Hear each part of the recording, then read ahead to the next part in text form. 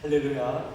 2024년 8월 4일 새생명 비전교회 주일 예배에 오신 분들을 주님의 이름으로 축복하고 환영합니다. 우리 기도로 예배를 시작하도록 하겠습니다. 아버지 하나님 감사드립니다. 2주 만에 우리 성도분들 얼굴을 보니 이렇게 마음이 기쁩니다. 아버지의 마음을 주시니 감사드립니다.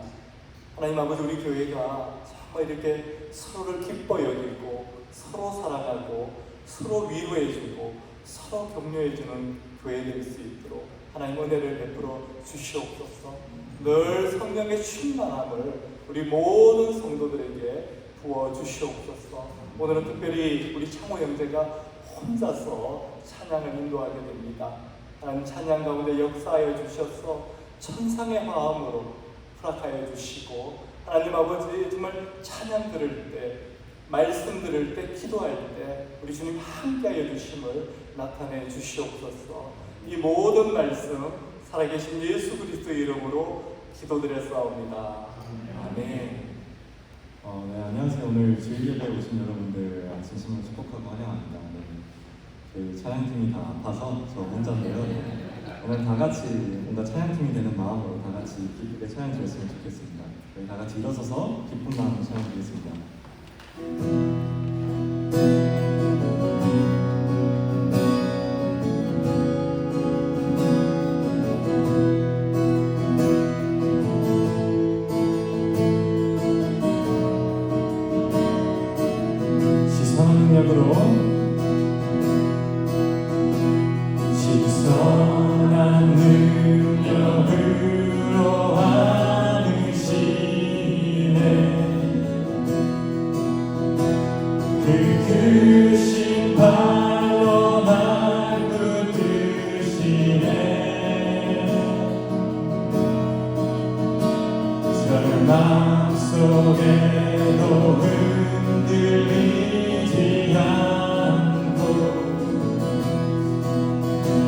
사랑하는 주 다시 한번 고백했으면 좋겠습니다.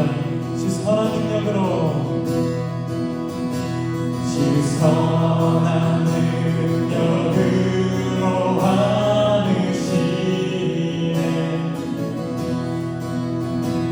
그 크신 발로 날 붙드시네. 절망 속에도 흔들리지 않고 사랑하는 주 얼굴 구하리. 선한 능력으로,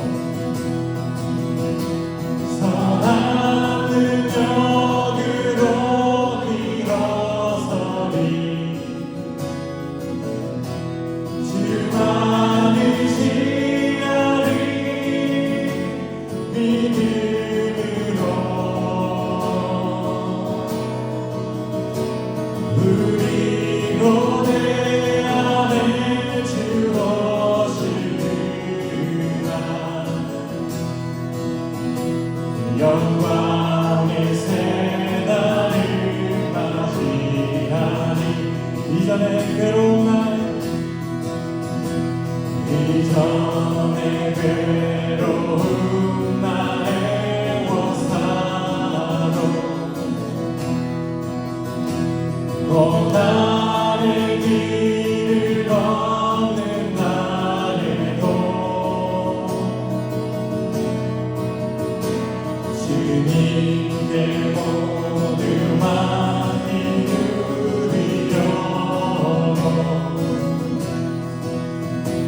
끝내 승리의 날을 맞으리. 선한 능력으로, 선한 능력으로 일어서리. 주만을 지으리 믿음으로. 우리 고대 안에 주 오시리라. 영광의 새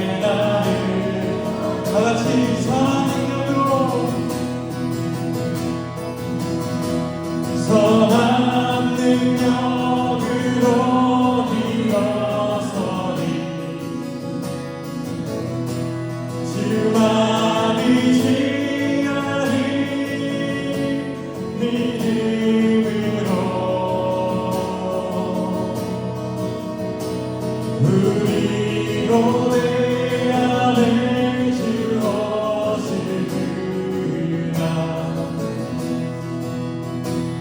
영광의 새날을 맞이하니 주님 하신 고난에 쓴 자는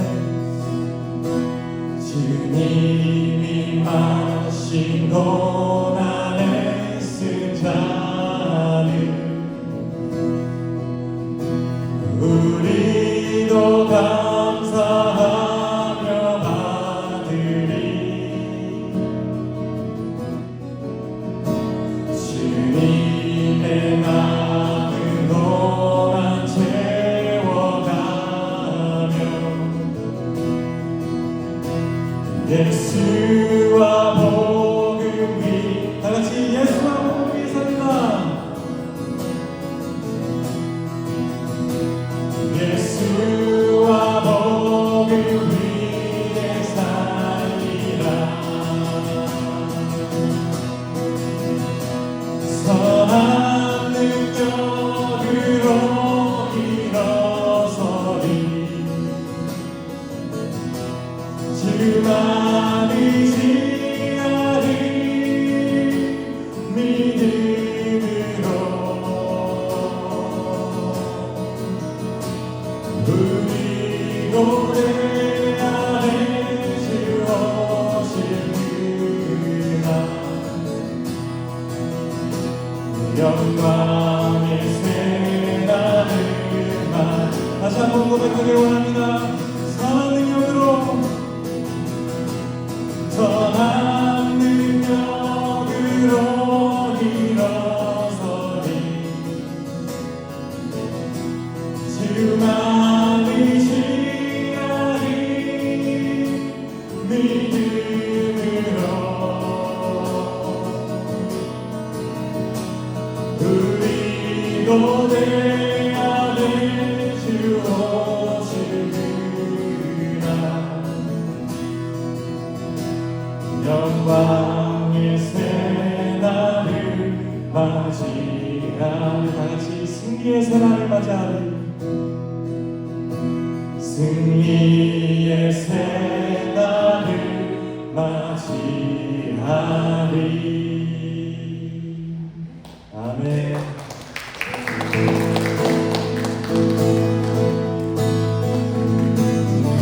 계속해서 박수로 하나님 원합니다.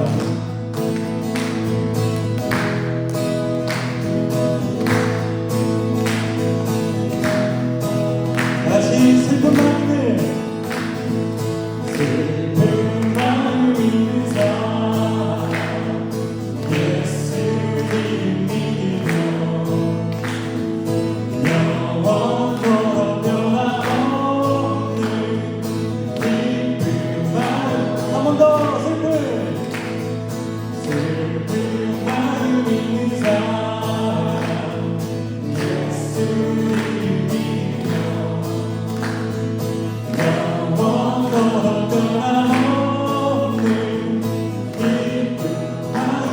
예수님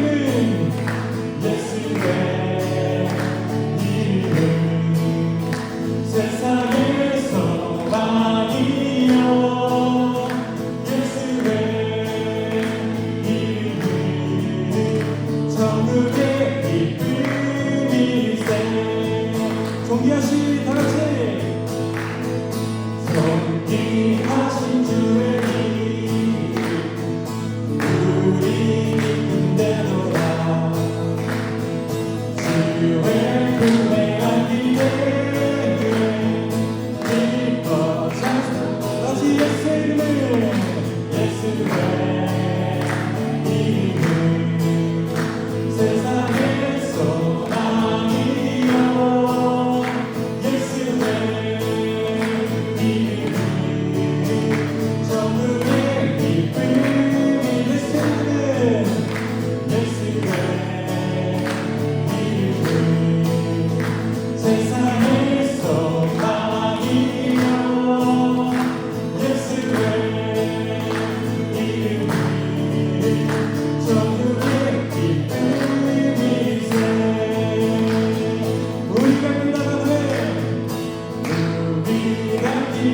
하루에 보좌 앞에 나가 왕의 왕의 경배하며 날그하는 예수의 이름이 세상의 소망이요 예수의 이름 전국의 기쁨이 예수의 이름 세상의 소망이요 예수의 이름 전국의 기쁨이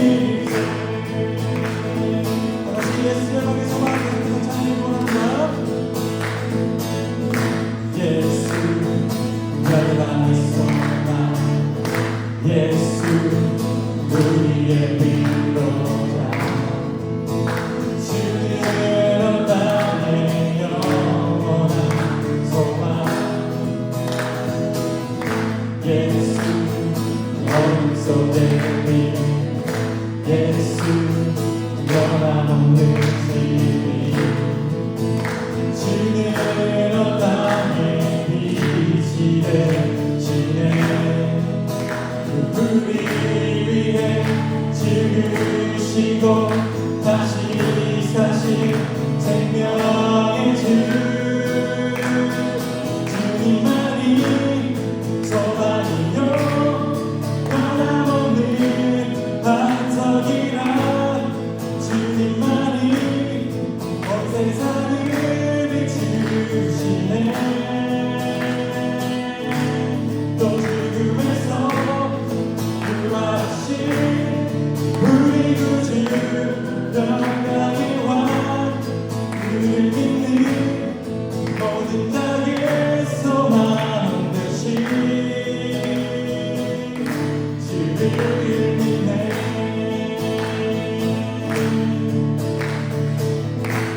다시 예수 향해 예수 열방의 소망 예수 우리의 위로자 신의 땅의 영원한 소망 예수 어둠 속의 빛 예수 변함없는 진리 주의 땅의 빛이 되시네 우리 위해 죽으시고 다시 사신 생명의 주 주님만이 소망이요 변함없는 반석이라 주님만이 온 세상을 비추시네 또 죽음에서 부활하신 우리 구주 평강의 왕 주를 믿는 모든 자의 소망 대신 주님만이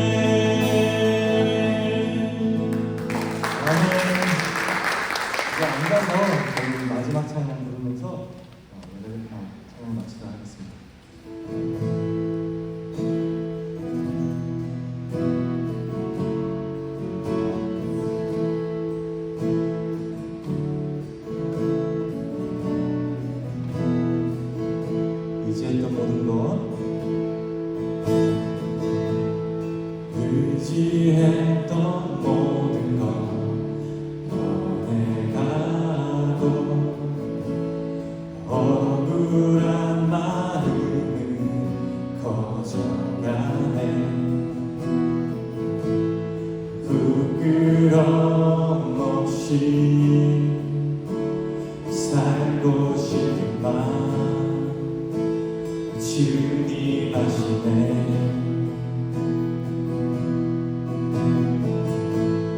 모든 일을 선으로 이겨내고 죄의 유혹을 따르지 않네. 나를 구원하신 영원한 그 사랑 그 신은혜 날 붙드시네. 쉬워진 내 삶이 작게만 보여도 선하신 주 나를 이끄신 몸에 신실을 보시는 주님만 다르네.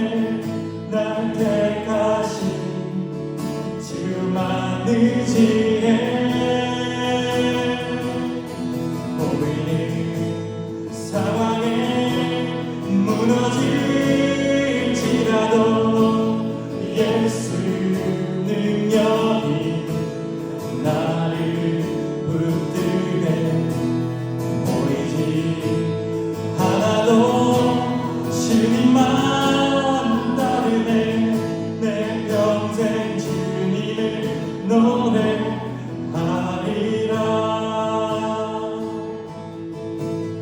다같이 의지했던 모든 것, 의지했던 모든 것 변해가고 억울한 마음은 거져가네. 부끄럼 없이 살고 싶은 마음 주님 아시네. 모든 일을 선으로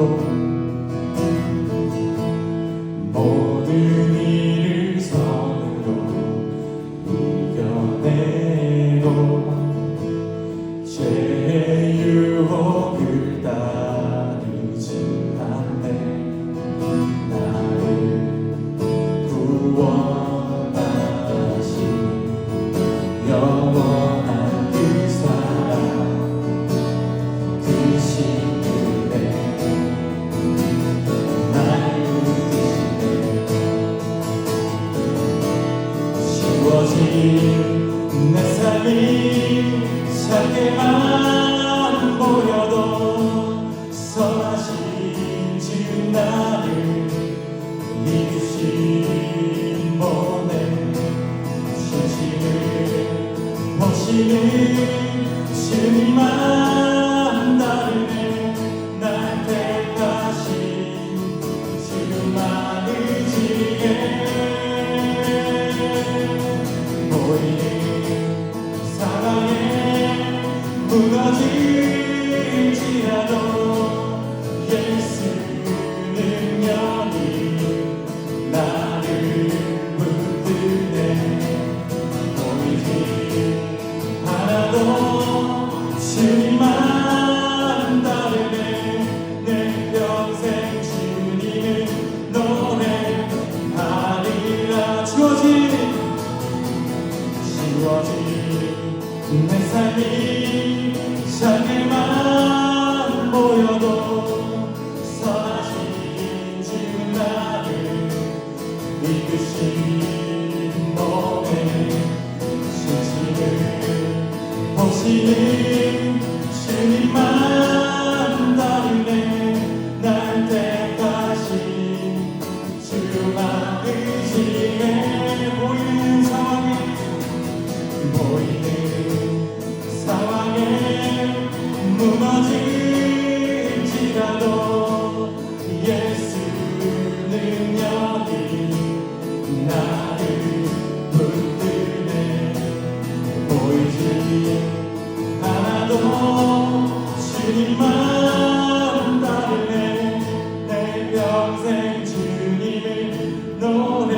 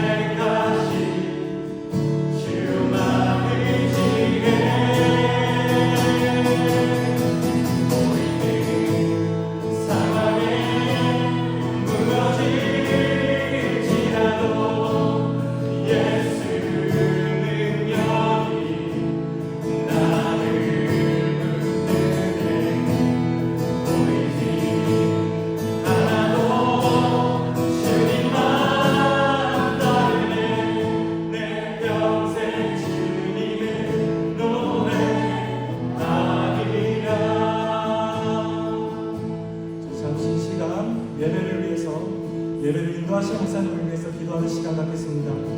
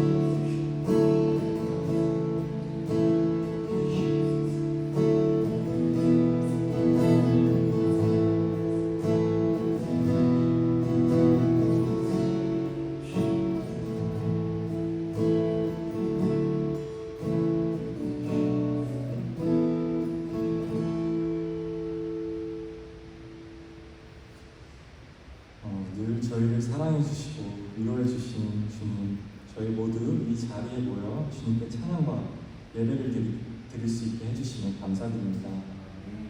이 자리에 있는 성도분들 마음 안에 주님의 평안을 주시고 저희의 마음을 열어주셔서 오늘 주님께서 하시고 싶은 말씀을 들을 수 있도록 도와주시옵소서. 이 자리에 건강의 문제 또는 삶의 문제로 함께 못한 성도분들과도 함께 하셔서 그들의 모든 문제가 해결되고 몸이 회복되게 하여 주셔서 이 자리에서 함께 주님을 예배할 수 있도록 도와주시옵소서. 저희 교회가 늘 주님 안에서 서로를 격려해주고 사랑해주고 용서해주는 가족 같은 교회로 계속 성장할 수 있게 도와주시고 주님의 뜻 가운데 거하게 하시옵소서. 하나님 아버지, 저희 삶에 힘들고 안 풀리는 일들 모두 주님께 내려놓고 믿음으로 살아갈 수 있는 힘을 주시고 다친 마음이 있다면 치료하여 주시옵소서. 오늘 이 예배로 주님께 모든 영광을 드리길 원합니다. 예수님의 이름으로 기도드립니다. 아멘.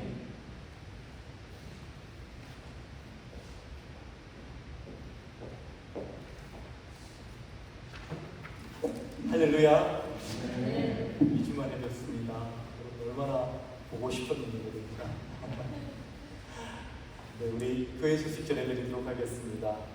오늘 주일 예배 오신 모든 분들 다시 한번 주님의 이름으로 축복하고 환영합니다. 우리 옆에 있는 분들에게 정말 잘 오셨습니다. 축하합니다. 사랑합니다. 인사하겠습니다.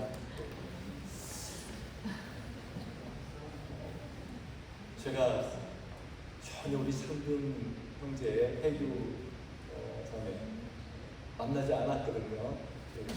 그런데 네. 그래서 목자 모임은 8월 셋째 주일 오후 6시에 있겠습니다. 하반기 생명의 삶 새로운 삶 공부가 8월 19일 주간부터 시작됩니다. 아직 신청자는 없는데 꼭 신청해 주시기를 바랍니다. 그리고 오늘 성경통독, 이번 주 성경통독은 예레미야 25장까지의 말씀입니다. 계속해서 통독을 하고 끝까지 완주하는 그 기쁨을 누리시기를 바랍니다. 우리 다 함께 일어나셔서 우리 임재 찬양 올려드리고 오늘 우리 교회에 주실 말씀 함께 봉독하도록 하겠습니다.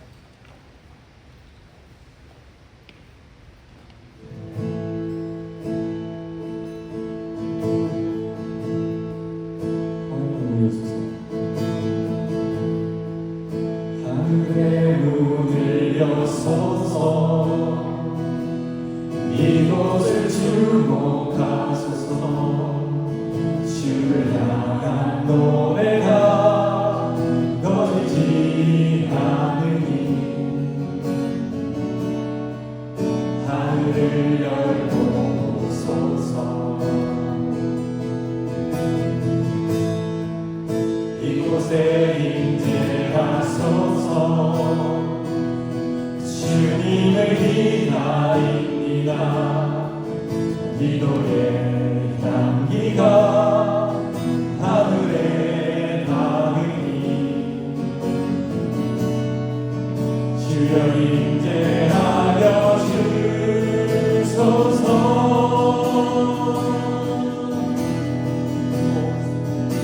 이곳에 오셔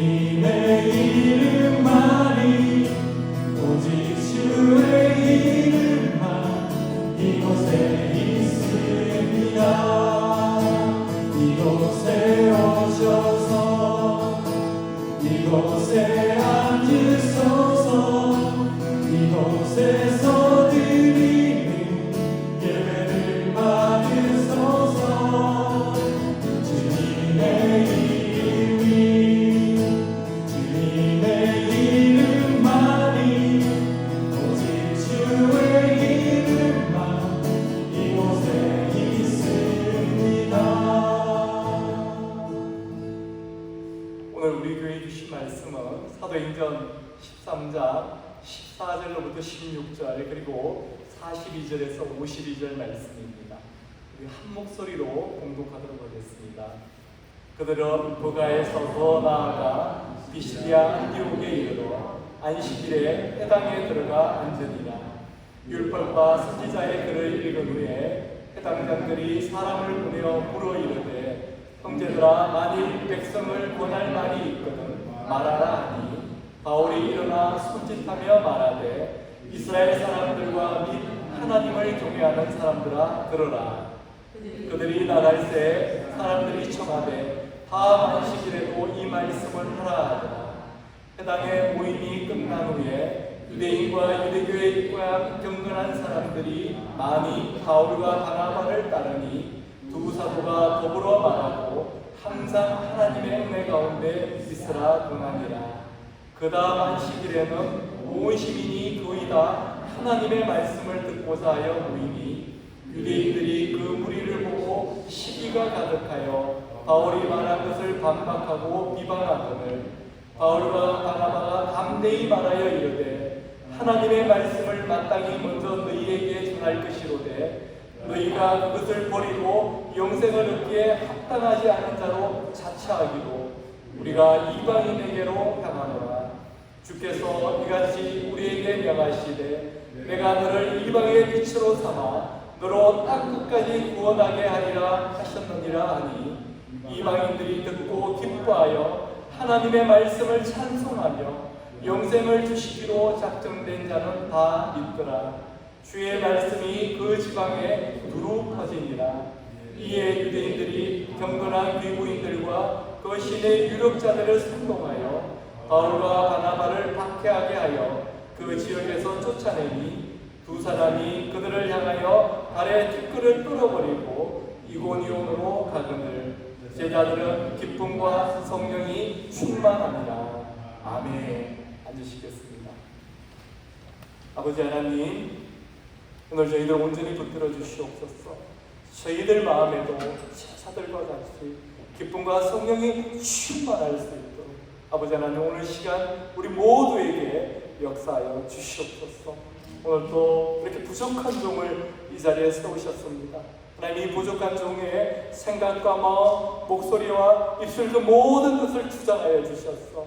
오늘 이 말씀이 진정으로 우리 하나님의 말씀이 될 수 있도록 역사하여 주시옵소서. 오늘 듣는 모든 성도들의 마음 가운데 감동을 주시고 은혜를 주셨어. 하나님 이 말씀 붙들고 결단하며 살아가는 하나님의 귀한 자녀들 될 수 있도록 인도하여 주시옵소서. 이 모든 말씀 살아계신 예수 그리스도의 이름으로 기도드렸사옵니다. 아멘. 할렐루야.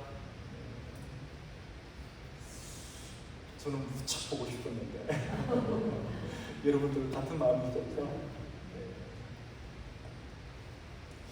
지난번 설교에서 우리가 복음을 전하는 데는 반드시 방해가 따른다고 말씀드렸습니다. 그러나 그런 방해에도 불구하고 우리가 복음을 전해야 하는 이유는 주님은 이미 우리에게 이 모든 일을 넉넉히 이길 힘을 주셨기 때문입니다. 우리 로마서 8장 35절과 37절 말씀 다시 한번 읽도록 하겠습니다. 누가 우리를 그리스도의 사랑에서 끊으리요?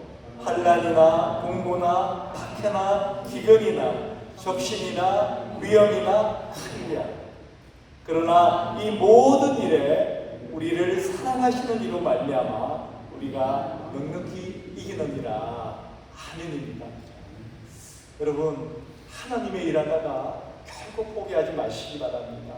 교회에서 맡겨진 일 하다가 결코 포기하지 마시기 바랍니다. 왜 그렇습니까? We are more than conquerors. 이 모든 일에 우리는 넉넉히 이기는 자들이기 때문에 그렇습니다. 이어서 오늘은 사도행전 13장 14절부터 마지막 절인 52절 말씀을 살펴보려고 합니다. 근데 본문이 너무 깁니다. 그래서 오늘은 주님께서 이 본문을 통해서 우리 교회에 하시고 싶은 그 말씀 중심으로 살펴보도록 하겠습니다. 먼저 14절인데요. 사도 바울이 리더가 된 이 선교팀은 큰 위기를 맞게 됩니다. 왜냐하면 선교팀 중에 한 명인 이 마가 요한이 중도 하차를 한 겁니다. 난 도저히 힘들어서 못 가겠다고 예루살렘에 있는 자기 집으로 돌아가 버린 거예요. 이게 13절 말씀이지 않습니까? 나머지 사람들이 얼마나 힘이 빠지겠습니까? 더구나 당시 기록에 보면요, 이 바울은요, 이 버가에서 말라리아에 걸려 있었습니다. 몸도 아픈데 마음은 그보다 몇 배나 더 아팠던 거죠. 그런데 이 모든 일에 우리를 사랑하시는 이로 말미암아 우리가 넉넉히 이겼느니라. 이 모든 일, 이런 일이 있다 할지라도 우리를 사랑하시는 이 누구십니까? 예수 그리스도로 말미암아 우리는 넉넉히 이기는 자들이야 하면서 다시 일어났어. 지도 한번 보여주시기 바랍니다. 저 산이 바로 타우러스 마운틴, 타우러스 산맥, 저 높은 산맥을 넘어서 비시디아 안디옥에 이르게 됩니다. 여러분 산이 보이십니까? 이 산이 해발 3,767m, 백두산보다 1,000m가 더 높습니다. 12,358피트입니다. 그 산을 넘어서 복음을 전하기 위해서 비시디아 안디옥으로 갔다는 것입니다. 당시 기록에 의하면요, 이 산은 산세도 저렇게 험했지만 산적들이 그렇게 많았답니다. 또 사나운 짐승은 얼마나 많았겠어요. 전혀 안전이 보장이 되지 않은 그런 길이었습니다. 마가 요한이 버가에 도착해서 저 산을 봤을 것입니다. 해변에서 보이는 풍경이 있습니까? 저게 이 버가에서 비시디아 안디옥 쪽을 본 풍경입니다. 너무 높지 않습니까? 아마 이 마가 요한이 기가 질린 것입니다. 그래서 중도하차한 것이죠. 그런데 바울과 바나바는 그 산을 걸어서 넘습니다. 그들이라고 왜 두렵지 않았겠습니까? 그러나 누가 우리를 그리스도의 사랑에서 끊으리요? 환난이나 공고나 박해나 기근이나 적신이나 위험이나 칼이라. 그러나 이 모든 일에 우리를 사랑하시는 이로 말미암아 우리가 넉넉히 이기느니라. 이 믿음이 있었기에 죽음도 두려워하지 않고 그 산을 넘을 수 있었던 것입니다. 근데 이 14절이 더 은혜가 되는 것은 그렇게 추운 고생을 하고 이 비시디아 안디옥에 도착했는데요, 그때의 경험을 이렇게 적고 있습니다. 14절 우리 함께 읽도록 하겠습니다. 그들은 버가에서 더 나아가 비시디아 안디옥에 이르러, 여기까지 읽겠습니다. 영어 성경으로 보면 From Berga they went on to Pisidia Antioch. 버가에서 비시디아 안디옥에 이르렀다. 그게 끝입니다. 우리는 하나님의 일하다가 조금만 고생을 해도 요만한 고난만 있어도 그게 평생 반전거리가 되잖아요. 시간이 지나면 지날수록 간정으로 포장된 내 자랑거리가 되지 않습니까? 근데 복음을 전하기 위해서 추위와 굶주림, 죽을지도 모르는 그 두려움을 뚫고 백두산보다도 1,000m나 높은 그 선을 넘었는데도 그러면 좀 간절할 만하잖아요. 이 정도면 자랑할 만하잖아요. 그런데 단 한 줄, 그들은 버가에서 비시디아 안디옥에 이르렀다. 끝. 제가 캘리포니아에서 목회할 때 우리 교회 집사님들과 함께 멕시코 선교를 간 적이 있습니다. 하루는 일정을 마치고 저녁 늦게 숙소로 돌아오는데요, 아니 중무장한 군인들이 갑자기 우리 선교팀 차량들을 세우는 겁니다.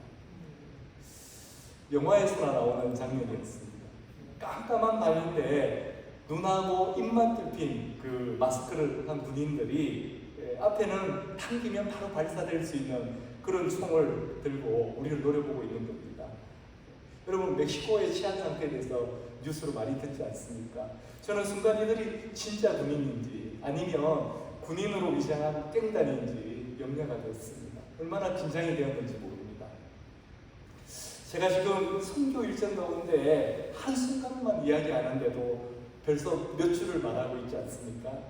그리고 알게 모르게 제 무용담 같은 이야기를 하고 있지 않습니까? 근데 이 사도행전의 저자인 누가는요, 그때의 일을 그들은 보가에서 더 나아가 비시디아 안디옥에 이르렀다, 이렇게만 적고 있습니다. 저와 아내가 이번에 원팀 컨퍼런스에 다녀왔습니다. 작년에는 달라스에서 열려서 제가 다녀왔는지도 여러분 모르셨죠? 이 원팀 컨퍼런스는요, 저희 교회같이 이 작은 교회 목사님들과 사모님들만 오는 그런 모임입니다.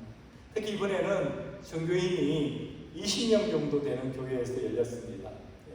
그러니 자녀들 포함해서 180명이나 되는 참석자들 밥을 누가 해줍니까? 초등학교 학생부터 유스까지 자녀들을 누가 돌봐줍니까? 그래서 이 모임을 준비하는 목사님들, 이 준비하는 목사님들 교회는 조금 더 큽니다. 뭐 크도 한 100명, 한 3교회 정도가 있는데 이 교회 목사님들 교회에서 성도분들이 자진해서 자원해서 거기까지 오신 겁니다. 사진 한번 띄워주십시오. 사회보는 목사님이 이 주방을 담당하시는 분들이거든요. 사회보는 목사님이 이분들이 저 메릴랜드에서, 저 알라바마에서 우리들에게 맛있는 식사를 만들어주기 위해서 여기까지 오신 분들이라고, 우리 감사의 박수를 한번 드리자고 이렇게 제안을 했습니다. 그랬더니 그 중에 대표 되시는 한 권사님이 마이크를 달라더니 이렇게 말씀하시는 겁니다. 저희한테 박수 치지 마세요. 여기서 칭찬 다 받아버리면 천국 가서 하나님께 받을 칭찬이 없잖아요. 이렇게 말씀하시는 겁니다. 여러분, 누가가 의사였고 역사가였지 않습니까? 그렇게 세심하게 기록했던 누가가 해발 3,767m, 백두산보다도 1,000m나 높은 그 산을 산적에게, 맹수에게 죽음을 당할지도 모르는 그 산을 넘어간 바울과 바나바를 그들은 보가에서 비시디아 안디옥에 이르렀다. 영어 성경으로 보면요, They went on 이렇게만 기록하고 있습니다. 그게 바로 그 의미 아닐까요? 여기서 칭찬 다 받으면 천국 가서 받을 칭찬이 없다는 것입니다. 이 바울과 바나바는요, 사람한테 칭찬받으려고, 사람한테 인정받으려고 그 산을 넘어간 것이 아니라는 것입니다. 우리 하나님의 일하다가 정말 남들이 알아주지 않는다고 실망하지 마시기 바랍니다. 사람들은 몰라줘도 우리 하나님은 다 보고 계시고 다 알고 계십니다. 우리는 계산을 하지 않지만 우리 하나님은 그런 우리들은 다 살피시는 분이십니다. 그래서 우리의 헌신 그 이상, 우리의 수고 그 이상의 복을 우리에게 부어주시는 분이십니다. 여러분 한번 계산해 보십시오. 예수님 믿고 나서 내가 드린 것이 맞나, 내가 받은 것이 맞나 한번 세워보세요.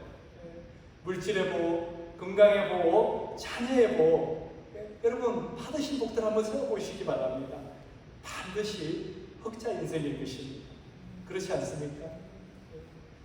우리를 구원해 주셔서 영원한 삶, 영생을 주신 것만 해도 우리는 이미 최고의 복을 누리고 있는데, 마태복음 6장 33절, 너희는 먼저 그의 나라와 그의 의를 구하라. 그리하면 이 모든 것을 너희에게 더하시리라. 먼저 하나님의 나라와 하나님의 의를 구하는 모든 자들에게 우리 하나님은 우리 인생에 필요한 이 모든 것도 더해주시는 분이시라는 것입니다. 우리로 하여금 흑자 인생, 섬기고 베풀어도 남는 인생을 살게 해주신다는 것입니다. 여지없이 우리 하나님은 바울과 선교팀의 사역을 흑자로 돌려놓으십니다. 바울이 해당에 들어가서 설교했습니다. 16절부터 41절까지가 바울의 설교였습니다. 복음의 핵심을 찌르는 아주 강력한 말씀이었어요. 그래서 큰 부흥이 이 비시디아 안디옥에 임하게 됩니다. 얼마나 은혜가 컸는지 설교가 끝나고 난 다음에 사람들이 이렇게 이야기합니다. 13장 42절 말씀입니다. 그들이 나갈새 사람들이 청하되 다음 안식일에도 이 말씀을 하라. 다음 안식일에도 와서 다른 말씀 말고 이 말씀 한 번 더 전해주십시오. 그렇게 이야기했다는 것입니다. 또 거기에 그치지 않고 예배가 끝났는데도 은혜가 얼마나 컸으면 사람들이 그 자리를 떠나지를 않는 겁니다. 계속 바울과 바나바를 따라다니는 거예요. 그 은혜의 여운이 계속 남아있었던 것입니다. 그래서 그 다음 안식일에는요 44절이죠. 온 시민이 거의 다 하나님의 말씀을 듣고자 모였더라. 바울에게 말씀을 들어보니까요 지금까지 한 번도 들어본 적이 없는 참 진리의 말씀이었던 것입니다. 얼마나 은혜가 컸으면 집에 돌아가서 가족들에게 이웃들에게 우리 다음 안식일에는 꼭 사도 바울의 말씀 들으러 가자 그렇게 강권했다는 것을 짐작할 수가 있습니다. 사도 바울이 기도하니까 병자가 고침받고 귀신이 떠나가고 죽은 자가 살아나는 눈으로 보이는 그 성령의 역사가 없었는데도 불구하고 그런 기적이 없었는데도 불구하고 오직 말씀만 전했는데도 이런 역사가 일어났다는 것은 이것은 분명히 성령께서 하신 일이라는 것입니다. 그런데 우리가 복음을 전할 때 항상 방해가 따른다고 말씀드렸습니다. 오늘도 마찬가지입니다. 온 시민이 거기다 하나님의 말씀을 듣고자 하는 부흥이 일어났는데도 불구하고 유대인들이 어떻게 합니까? 바울과 바나바가 전한 그 복음의 말씀, 그 말씀을 비방하고 반박하고 있습니다. 그래서 바울과 바나바는 비시디아 안디옥에서 쫓겨나게 됩니다. 50절 말씀입니다. 이에 유대인들이 경건한 귀부인들과 그 시내 유력자들을 선동하여 바울과 바나바를 박해하게 하여 그 지역에서 쫓아내니 바울과 바나바가 얼마나 기가 막혔겠습니까? 지도를 한번 띄워주시기 바랍니다. 바울과 바나바가 저 오른쪽에 있는 시리아 안도에게서 출발해서 구브로섬에 도착했습니다. 3개월간 구브로섬을 지나서 이 바보에서 배를 타고 버가에 도착하고 그리고 그 버가에서 저 험난한 토로스 마운틴 넘어서 이 피시디아의 안디옥에 도착할 때까지 전혀 부흥의 역사를 보지 못했습니다. 하나만 봤다면 구브로섬의 총독이 서기오 바울이 예수님을 영접한 것이었습니다. 그토록 할 만한 그 부흥의 역사를 보지 못했다는 것이죠. 예루살렘에서 베드로가 설교했을 때 하루에 5,000명, 3,000명이 우리 주님께로 돌아오는 그 놀라운 부흥의 역사, 그리고 시리아 안도에서 이방인을 향한 그 부흥의 역사, 그 부흥의 역사를 갈망했는데 그 역사가 지금 이 비시디아 안도 자신들의 눈앞에서 펼쳐지고 있는데 칭찬과 인정은 고사하고 핍박과 내어 쫓김이 그들에게 있다는 것입니다. 바울과 바나바의 이 심정이 어떠했겠습니까? 지금 이곳에서 부흥이 일어나고 있는데 예수 믿는 사람들이 저렇게 몰려오고 있는데 상황은 어떻습니까? 그들을 내쫓지 않는 것입니다. 이 부흥을 두고 성경은 이렇게 말씀합니다. 48절 49절입니다. 이방인들이 듣고 기뻐하며 하나님의 말씀을 찬송하며 영생을 주시기로 작정된 자는 다 믿더라. 주의 말씀이 그 지방에 두루 퍼지니라. 이러한 부흥이 임했는데도 그들은 비시디아 안디옥에서 쫓겨나게 됩니다.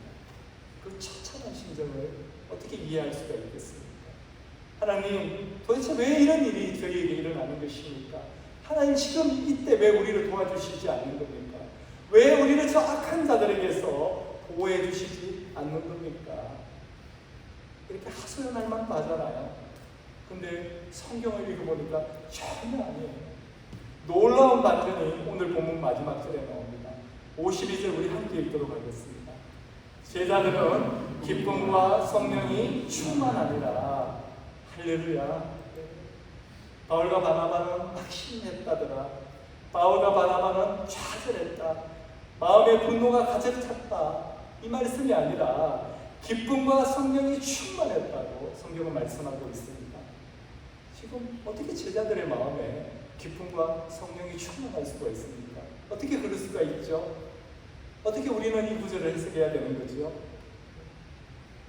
사도 바울도 처음에는 화도 나고 마음이 답답했을 것입니다.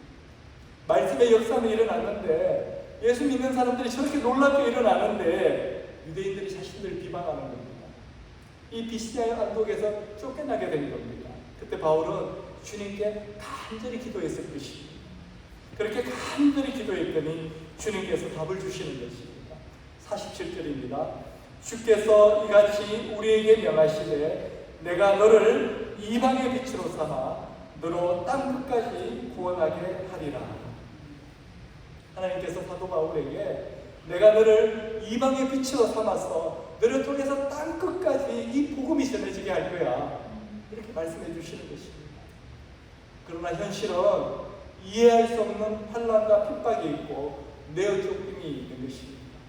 그런데도 주님은 이 모든 것이 너를 통해서 땅 끝까지 구원의 복음을 전하기 위한 나의 계획이라고 그렇게 말씀하시는 것입니다. 그제서야 바울이 깨달았습니다. 아, 그렇구나. 내가 지금 복음 전하다가 핍박을 당하는 게 아니구나. 주님께서 나를 더 빨리 이방인들에게 보내시기 위해서 이런 일들을 허락하신 것이구나. 그렇다면 주님 달게 받겠습니다. 감사합니다. 이렇게 된 것입니다. 환난 중에 예수님을 바라보니까 기도하니까 깨닫게 된 것입니다. 복음의 역사가 일어나는 가운데도 핍박을 당하게 되는 것이 원래 주님께서 계획하신 것이었구나. 나는 지금까지 내가 뭘 잘못해서 이런 일을 당하는 줄 알았는데 나는 최선을 다하는데 나는 결과는 왜 늘 이 모양이지? 하고 낙심했었는데 그게 아니었구나. 그걸 깨달은 것입니다. 그래서 쫓겨나는 것처럼 나왔지만 하나님의 뜻과 계획을 알고 나니까 좌절과 낙심이 아니라 기쁨이 충만하더라. 그 말씀입니다.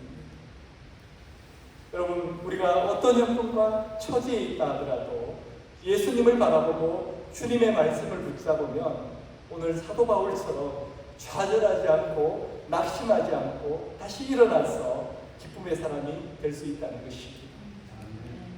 하나님께서는 오늘 본문을 통해서 저와 여러분에게 이 깨달음을 주고 싶으셨던 것입니다. 창세기에 보면 아브라함이 조카 롯과 헤어지게 된 이야기가 나옵니다. 창세기 13장 6절 7절입니다.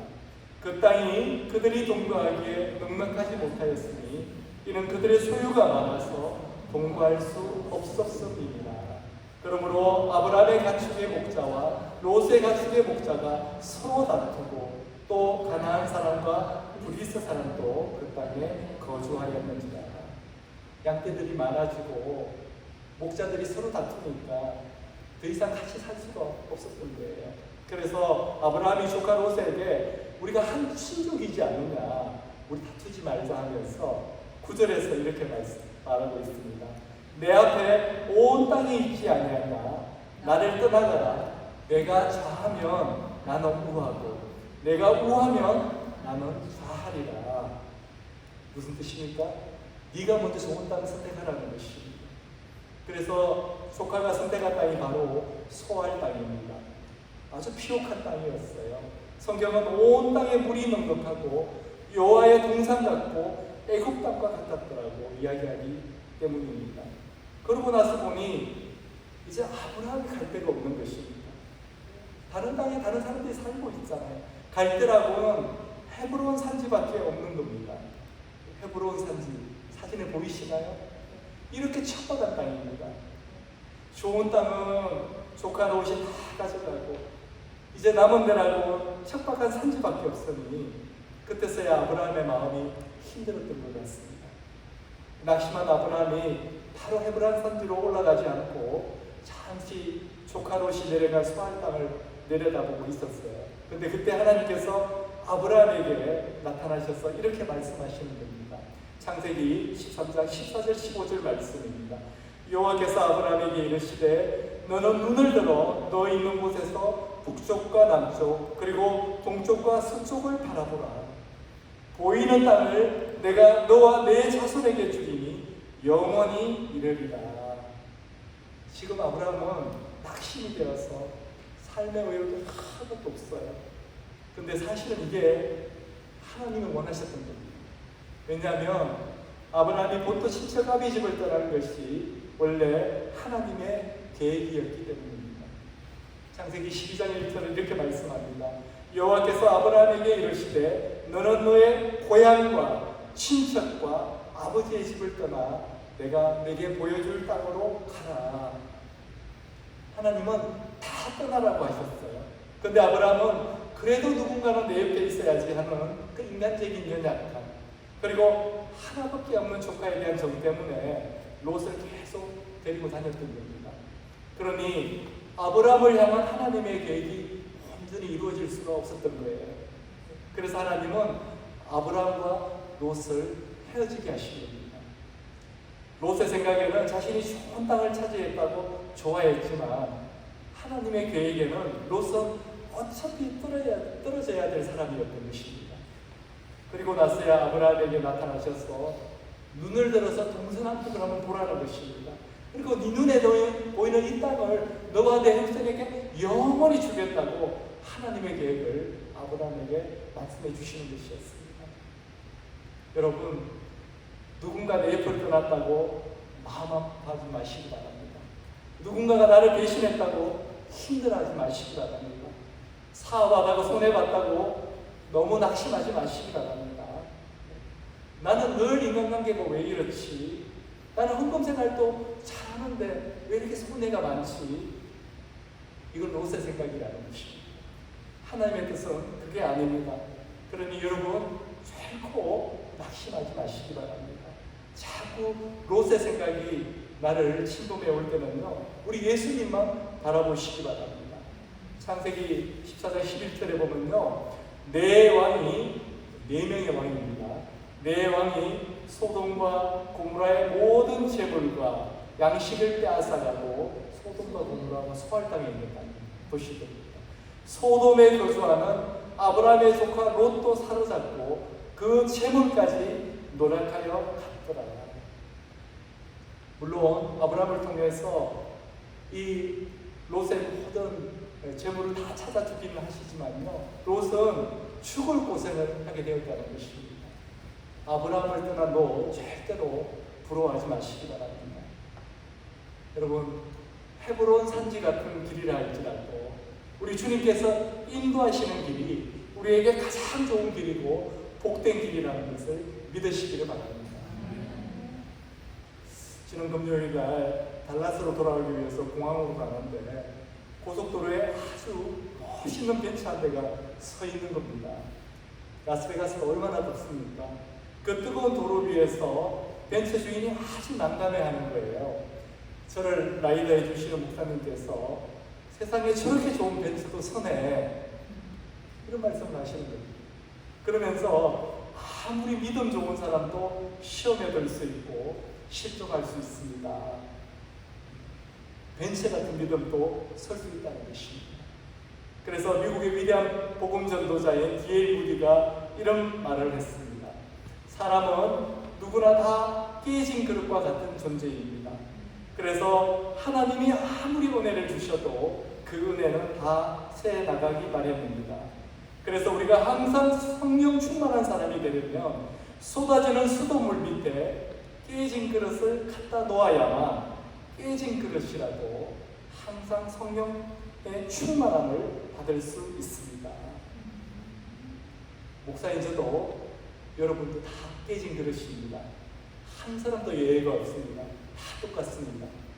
우리가 다 하나님의 은혜, 성령의 충만함을 받았다 할지라도 우리 자신은 깨진 그릇이기 때문에 그 은혜, 그 성령의 충만함은 다 어디론가 새 나가기 마련이라는 것입니다. 그러면 깨진 그릇인 우리가 어떻게 하면 늘 성령 충만한 사람이 될 수 있는 것입니까? 그것은 바로 예수님을 계속해서 바라보는 것입니다. 다른 방법이 없습니다. 쏟아지는 물 밑에 깨진 그릇을 두는 것입니다. 하나님의 말씀이 계속 내게 부어지고 주님을 향한 나의 기도가 계속될 때, 그때야 비로소 성령의 충만함과 주님 주시는 기쁨이 내 안에 가득 차게 되는 것입니다. 우리가 예배가 끝나기 전에 서로가 서로에게 공변하는 그 사랑의 말씀이 있잖아요. 바로 데살로니가전서 5장 13절에서 18절 말씀입니다. 그 중에 16절은 항상 기뻐하라고 말씀하고 있지 않습니까? 근데 우리가 어떻게 항상 기뻐할 수가 있습니까? 그렇지 않습니까? 늘 시험이 닥치잖아요. 네. 저는 토요일에 시험이 많이 닥칩니다. 근데 어제는 아니었어요. 기쁨이 가득 찼습니다. 네. 오늘 여러분들 뵙게 될 그 마음 때문에 기쁨이 가득 찼습니다. 그렇다면 우리가 어떻게 항상 기뻐할 수 있을까요?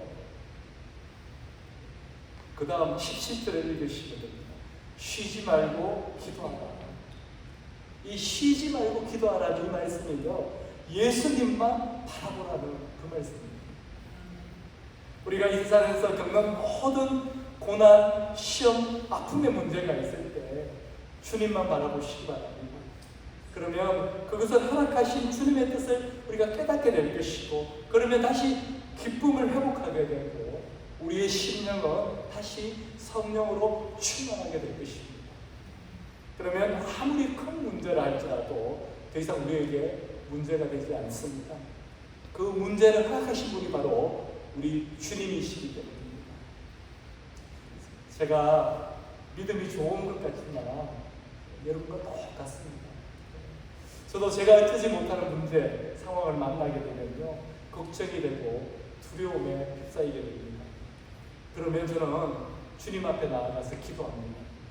그럴 때마다 주님이 하시는 말씀이 있습니다. 성재야, 내게 다 계획이 있다. 성재야, 내게 다 계획이 있다. 이건 네 문제 아니니 너는 신경 쓰지 마라. 걱정하지 마라. 염려하지 말라.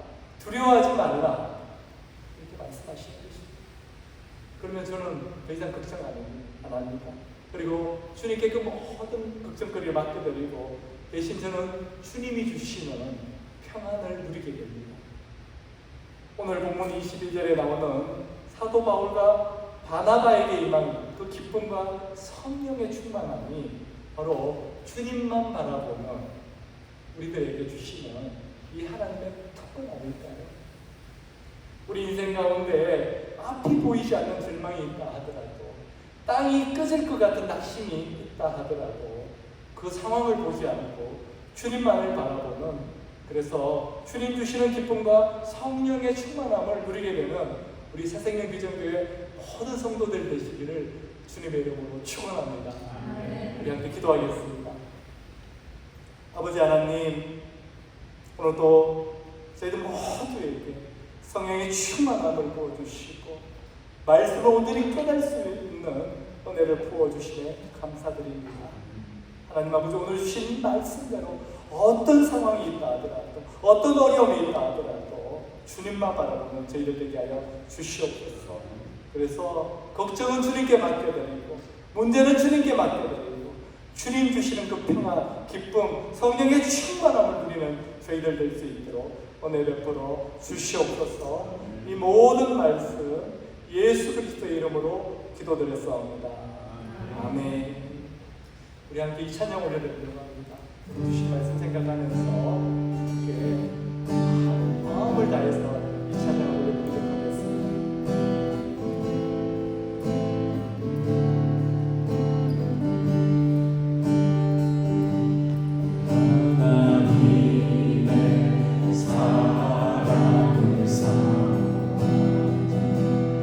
하나님의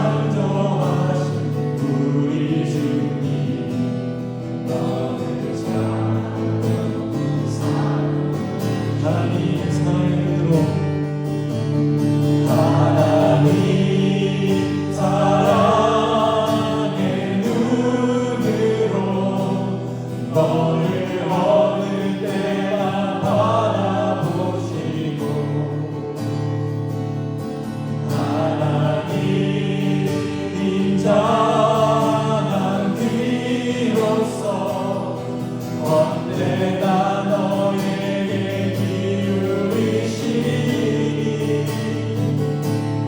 어두움에 밝은 빛을 비춰주시고 너의 작은 신음에도 응답하시니 너는 어느 곳에 있든지 주를 바라보 주만 바라보시라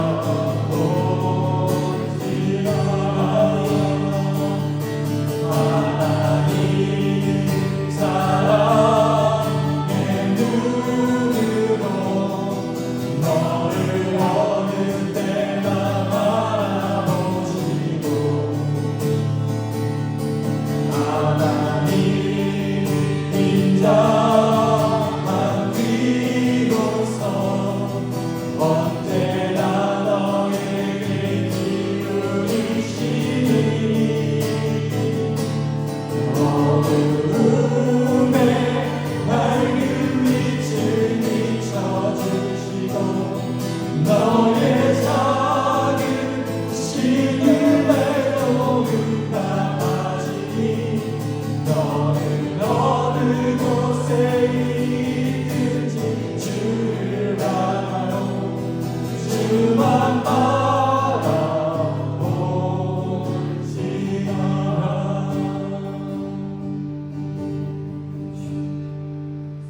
우리 다시 한번 마음을 다해서 기도하길 원합니다. 비록 반주가 없고 아버지 하나님 작은 숫자가 이 자리에 모였지만 오늘 이 시간 우리의 기도를 받아주시옵소서. 우리 삶에 무너진 부분이 있다면 그 부분을 다시 이렇게 세워달라고 우리 주님께 간절히 기도하겠습니다. 내 힘으로 되지 않는 이 아버지 하나님 이 문제 가운데 역사하여 주시옵소서. 우리 하나님께 다 함께 기도하겠습니다. 살아계신 하나님 아버지 감사합니다. 하나님 아버지 우리 삶 가운데 무너진 부분들이 있습니다.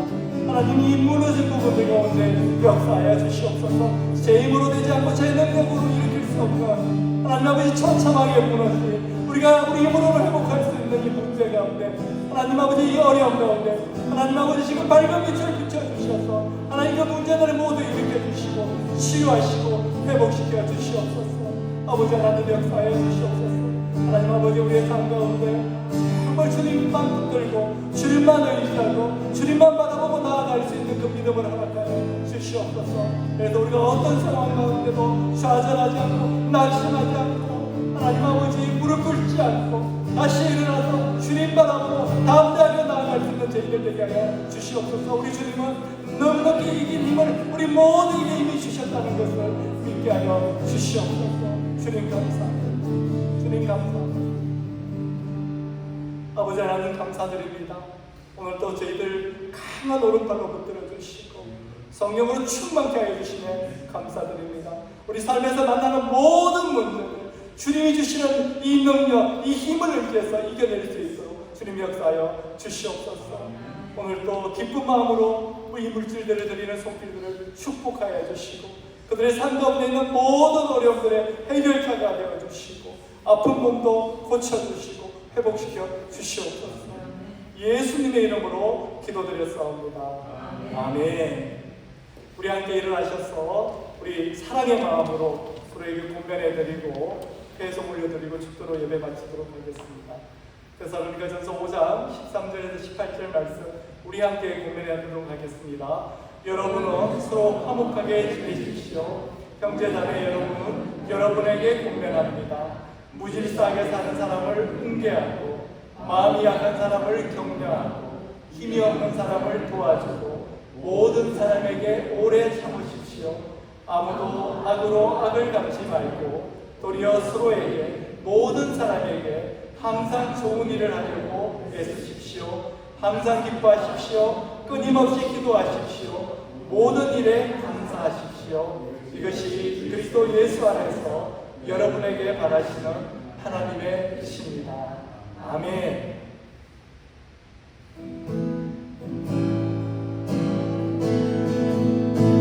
주만이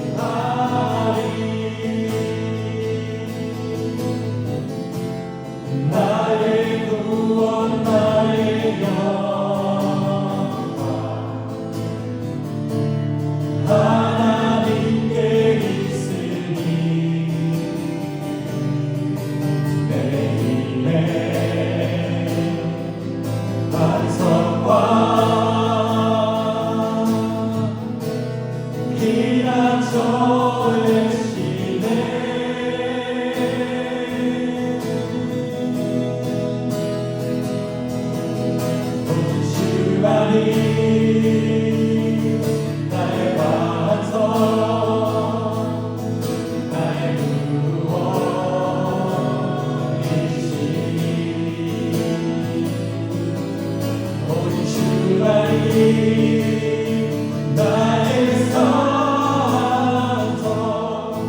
내가 도무지 아니하리.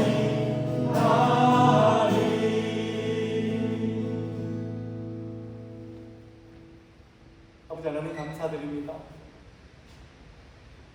우리 사람의 눈으로는 부족해 보일지 몰라도 우리 하나님의 관점으로는 모든 것이 풍성한 예배였다는 것을 고백합니다. 지금은 우리 주 예수 그리스도의 크신 은혜와 하나님 아버지의 놀랍고 놀라우신 사랑과 성령의 교통하심, 인도하심, 보호하심을 오늘 이 자리에서 정말 주님만 바라보겠다고 결단하는 모든 성도들 머리 위에 그리고 그 가정과 일터 위에 지금부터 영원토록 함께 하시기를 주님의 이름으로 축원하옵나이다. 아멘.